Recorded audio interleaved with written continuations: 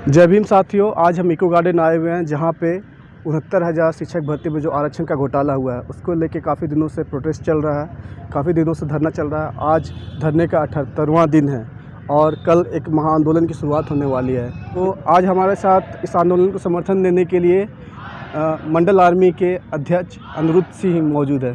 तो आप बताइए कि इस आंदोलन का अभी 78वां दिन है, इतने दिन से आंदोलन चल रहा है, कई प्रोटेस्ट बाहर भी हुए, केशव मौर्य के घर के बाहर भी हुए। सरकार सुन नहीं रही है, या तो वो लाठीचार्ज कर रही है या तो मुकदमे कर रही है। आपको क्या लगता है इस आंदोलन की दिशा क्या होगी, आगे की दिशा क्या होगी? देखिए, ये जो सरकार है ये तानाशाही सरकार है। जब भी आपने देखा होगा दुनिया के तानाशाहों को, यदि आपने पढ़ा, उनको समझने का प्रयास किया, कोई भी तानाशाह जो होता है वो सवाल से डरता है, क्योंकि जब सवाल उठते हैं तो उसकी जो सत्ता है, जो उसकी कुर्सी है, वो हिलने लगती है।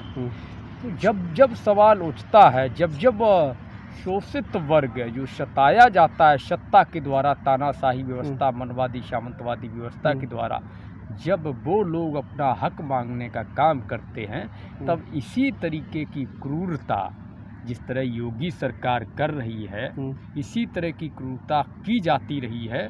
और ये बड़े पैमाने पर जो क्रूरता है, हमें लगता है इतना क्रूर हिटलर भी नहीं रहा होगा। आपने देखा होगा कि हमारी बहनों के हाथ तोड़ दिए गए। एक हमारा भाई जो था, जो बैठा हुआ था यहाँ अभ्यर्थी था, उसका सर फोड़ दिया गया। तो ये गूंगी बहरों की सरकार है, ये क्रूर तानाशाह सरकार है, सामंतवाद की पोषक सरकार है। ये ऐसे सुनने वाली नहीं है। तो इसको लेकर के ही मंडल आर्मी की पूरी टीम के साथ मैं यहाँ पर आया हूँ, और कल भारी संख्या में मंडल आर्मी के जो साथी हैं वो आएंगे, और तमाम जो बहुसंख्यक समाज है, OBC, SC, ST, Pasmanda, minority, उनके संगठन भी कल इस महाआंदोलन जो विधानसभा घेराव का जो है उसमें शामिल होने का काम करेंगे। अगर हक अधिकार कल क्लियर नहीं होता है, अधिकार कल जजमेंट इनका नहीं होता है, इनका निर्णय नहीं होता है कि हम 69,000 शिक्षक भर्ती में जो 20,000 सीटों का इन्होंने घोटाला किया है, सीधे तौर पर ओबीसी और एससी बच्चों की सीटें छीन कर सवर्णों को देने का काम किया गया है योगी सरकार के द्वारा। तो इसके बाद राष्ट्रव्यापी बड़ा आंदोलन किया जाएगा, जिसमें पूरे देश के लोगों को बुलाने का काम किया जाएगा। तो आपको क्या लगता है यूपी की जो सरकार है, जो योगी की सरकार है, और केंद्र में मोदी की सरकार है, ये केवल सवर्ण और मनुवादियों की सरकार है जो आरक्षण पर लगातार हमले किए जा रही है? इसमें कोई शक नहीं। ये सवर्ण मनवादियों की सरकार है, ये मन की विचारधारा, यानी कि देखिए, हमारा देश बाबा साहब के संविधान से चलता है, और इस देश में संविधान और मंडल कमीशन जैसी दो व्यवस्थाएं हैं जो ओबीसी एससी के लिए मिली हुई हैं। लेकिन जो योगी जी हैं, देश को मनुस्मृति से चलाना चाहते हैं, यानी कि मनु के विधान से देश को चलाना चाहते हैं। उनको समझना पड़ेगा कि ये बाबा साहब अम्बेडकर, बीपी मंडल, पेरियार, ललन सिंह, रामास्वामी नायकर, भगत सिंह, बिरसा मुंडा, जयपाल मुंडा, जगदीप प्रसाद कुशवाहा का देश है। ये हमारे बहुसंख्यक समाज के सिद्धांतों से चलेगा, ये बाबा साहब के संविधान से चलेगा, मनुस्मृति से नहीं। ये निश्चित तौर पर सवर्ण पोषक सरकार है, सामंतशाही, सामंत व्यवस्था और फांसीवादी व्यवस्था की पोषक सरकार है। ये शोषकों को संरक्षण देने वाली सरकार है। तो आप बोल रहे हैं शोषकों की संरक्षण करने वाली सरकार है, ये मनुवादियों को संरक्षण करती है, ये आरक्षण के खिलाफ जितने भी लोग हैं उनको पोषित करती है। आपके आंदोलन में हाल में ही देखा गया इस आंदोलन को किसान आंदोलन से भी समर्थन मिला। आज मुजफ्फरनगर महापंचायत में बोला गया कि ये जो आंदोलन चल रहा है, जहाँ पर आरक्षण घोटाला हुआ है, उसमें वो किसान भी साथ देंगे। आपको यह किसानों का कदम कैसा सराहनीय लग रहा है कि वो किसान आपके साथ लड़ रहे हैं, आप भी किसान के साथ लड़ रहे हैं? देखिए, हम किसान कौम हैं, और किसानों का समर्थन अलग नहीं है। अगर ये वो कह रहे हैं कि अब पिछड़ों, मजदूरों के बच्चों के हकमारी के खिलाफ जो हो रहा है आंदोलन, उसको समर्थन देते हैं, तो उन्होंने, मैं ये कहूँगा, उन्होंने थोड़ी देर कर दी है। ये समर्थन तो उन्हें बहुत पहले दे देना चाहिए था, क्योंकि जो किसान हैं वो 99% किसान में आबादी जो है वो ओबीसी एससी की है। एससी ओबीसी के जो लोग हैं हमारे जो है शोषित, वंचित और किसान मजदूर वर्ग के लोग हैं। पहले हम किसान हैं, उसके बाद ओबीसी और एससी हैं। तो ये बहुत स्वागत योग्य कदम है और मैं किसान मोर्चे का तहे दिल से स्वागत करता हूं कि उन्होंने समर्थन दिया और आवाज़ उठाने का काम। आप ओबीसी में नीट आरक्षण का जो घोटाला हुआ उसका भी जिक्र अपने भाषण में कर रहे थे, तो ये लगातार देखा जा रहा है, चाहे वो प्राइमरी एजुकेशन हो या फिर मेडिकल एजुकेशन है, आरक्षण को ख़त्म करने की एक सिस्टमेटिक कोशिश हो रही है और ये भाजपा के राज में जैसे ही भाजपा सरकार में आते हैं ये बढ़ जाता है। इसका मुकाबला आप लोग कैसे करेंगे? देखिए, इसके लिए अब एक ही रास्ता है। हमारे जो नेता हैं वो गुलाम हो चुके हैं। अभी उन्होंने इसी चीज़ को जो है दबाने के लिए 27 कठपुतलियाँ सामने की थी कि कैसे इस ओबीसी में जो मोमेंटम खड़ा हो रहा है, जो ओबीसी के बच्चे, और सबसे ख़ास बात यह है कि अब ओबीसी, एससी, एसटी, माइनॉरिटी जो एक होने का काम किए हैं और अपने हक अधिकार के लिए एकजुट होकर के जो लड़ने का काम किए हैं इस सामंतशाही व्यवस्था से, उसको लेकर के इनमें एक बड़ा भय व्याप्त है। तो इनसे लड़ने के लिए जो अब कदम शुरू हुआ है इसी को आगे बढ़ाया जाएगा और जितने संगठन हैं पूरे देश में बहुसंख्यक समाज के, हम सब लोग मिलकर इनका मुकाबला करने का काम करेंगे। अगर ज़रूरत पड़ेगी तो सड़कों पे आंदोलन ही नहीं करेंगे, सड़कों को जाम करने का भी काम करेंगे। 9 महीना से ज़्यादा किसान आंदोलन हो चुका है और यहाँ पे जो आरक्षण को बचाने की लड़ाई चल रही है प्राइमरी एजुकेशन में, उसके भी 78 दिन हो गए, 2.5 महीना से ज़्यादा हो गया। सरकार किसी की सुन नहीं रही है। तो ऐसा क्या आपके पास आंदोलन की रूपरेखा है जो सरकार को ये मानने के लिए राज़ी करेगी कि नहीं, आपने जो गलती किया है, जो अपने आरक्षण में वहाँ घोटाला किया है, आपको सुधार करना होगा? देखिए, ये जो सरकार है ये गलतियों पे गलती करती है, ये गलती नहीं करती है, ये षड्यंत्र करती है। गलती वो होती है जो गलती से हो जाया करती है और उसको जो है सामने वाला बताने पर स्वीकार करता है। 78 दिन से जो हमारे यहाँ पर समाज के भाई बहन बैठे हुए, हमारी बहनें बैठी हुई हैं, भाई बैठे हुए हैं, 78 दिन है, 78वां दिन है आज। क्या इनको दिखाई नहीं दे रहा है? अगर इन्होंने गलती की थी तो इन्हें सुधार कर लेना चाहिए था, लेकिन इन्होंने षड्यंत्र किया है। हमारे ओबीसी एससी के 20,000 जो भाई बहन हैं, जो बच्चे हैं, उनकी सीटें लूट करके साजिशन सवर्णों की झोली में डालने का काम किया है। तो स्वीकार गलती को किया जाता है, षड्यंत्र को नहीं। षड्यंत्र को हमेशा षड्यंत्रकारी सफल बनाने का प्रयास करता है। हम लोग इसके खिलाफ मजबूत आंदोलन करने का काम करेंगे। कल जो महाआंदोलन होने जा रहा है इसमें तमाम संगठन शामिल हैं। मंडल आदमी के साथ में तमाम और संगठन भी आ रहे हैं, भीम आर्मी है, सरदार सेना हो या तमाम और जो संगठन जो आ रहे हैं इसको समर्थन दिए हैं। तो सारे लोग मिलकर लड़ेंगे इनके खिलाफ और मिलकर जीतेंगे।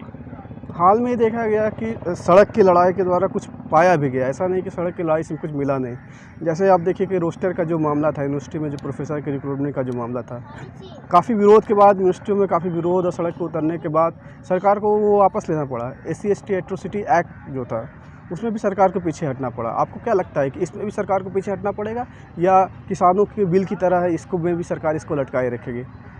देखो, और जो रोस्टर का मामला था उसमें ये बैक हुए, बैक नहीं हुए, इनको ज़बरदस्ती धकेला गया। और जो SC/ST एक्ट का मामला था उसमें भी ये घुटनों के बल गिरे हैं। उसके बाद अभी कुछ दिन पहले जो नीट में 27% स्टेट कोटा ओबीसी का मामला था उसमें भी इन्होंने नाक रगड़ने का काम किया।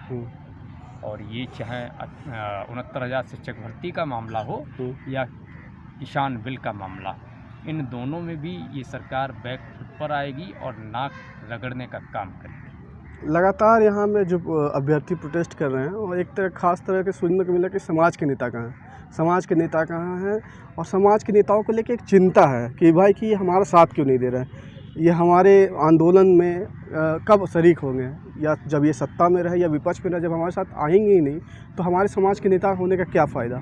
आप क्या ये चिंता को सही मानते हैं और क्या लगता है कि आपको यहाँ से अपील आप क्या करना चाहेंगे अपने समाज के नेताओं को? देखिए, चिंता वाजिब है और उन नेताओं को थोड़ी शर्मिंदगी महसूस होनी चाहिए जो ओबीसी एससी के ठेकेदार हैं। और जहाँ तक अपील का विषय है तो मैं यही कहूँगा कि वो अपना राजनीतिक हित और अहित को छोड़ करके जो समाज का हित है और जो ओबीसी वर्ग का, एससी वर्ग का हित है, मंडल कमीशन और संविधान के द्वारा जो शक्तियाँ दी गई हैं उनको जो कुचलने का काम किया जा रहा है, उसको बचाने के लिए इन भाई बहनों का साथ दें और कल जो है महाआंदोलन में शामिल होने का काम करें।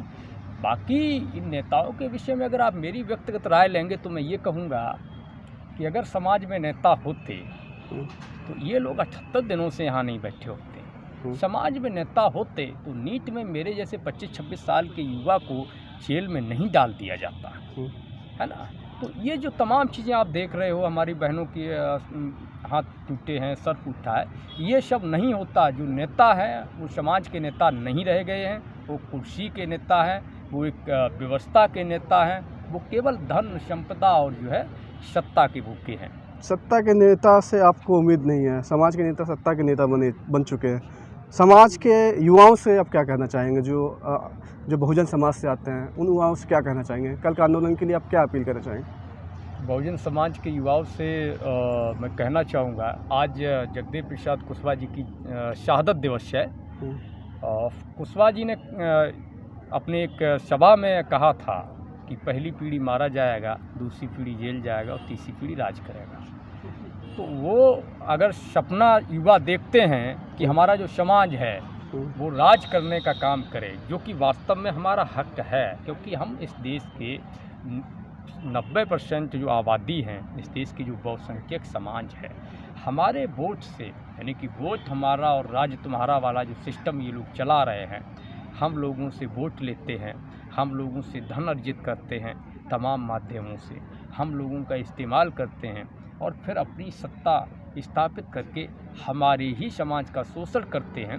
तो बहुजन युवाओं से अपील है कि कल के इस आंदोलन में वो एक बार, आज अगर उनका मन नहीं है आने का, तो एक बार आज पूरी रात बैठ के बाबा साहब को, काशीराम साहब को, जगदेव प्रसाद कुशवाहा को, बीपी मंडल को, कर्पूरी ठाकुर को, पेरियार को, रामास्वामी को, तमाम जो महापुरुष जिन्होंने लड़ने का काम किया है, कुर्बानी देने का काम किया है, उनको पढ़ने का काम करें और उनको पढ़ने के बाद अगर उनको लगे कि नहीं मुझे आना चाहिए, तो कल सुबह वो यहाँ आने का काम करें। यूपी चुनाव बहुत नज़दीक है। किसान आंदोलन के जो नेता हैं वो भी मुजफ्फरनगर में आए हुए महापंचायत कर रहे हैं। यहाँ पे बहुजन समाज के लोग प्रोटेस्ट कर रहे हैं। क्या लगता है कि ये जो इतने आंदोलन हो रहे हैं यूपी के भीतर या ये यूपी के बाहर, ये यूपी चुनाव में कुछ प्रभाव डालेंगे? देखिए, वैसे तो मैं राजनीति से दूर रहता हूं और राजनीतिक मुद्दों में मैं अपनी राय व्यक्त नहीं करता हूं। हाँ, लेकिन निश्चित तौर पर है कि इस बार भाजपा का सफाया तय है, इतना अवश्य कहूँगा। धन्यवाद।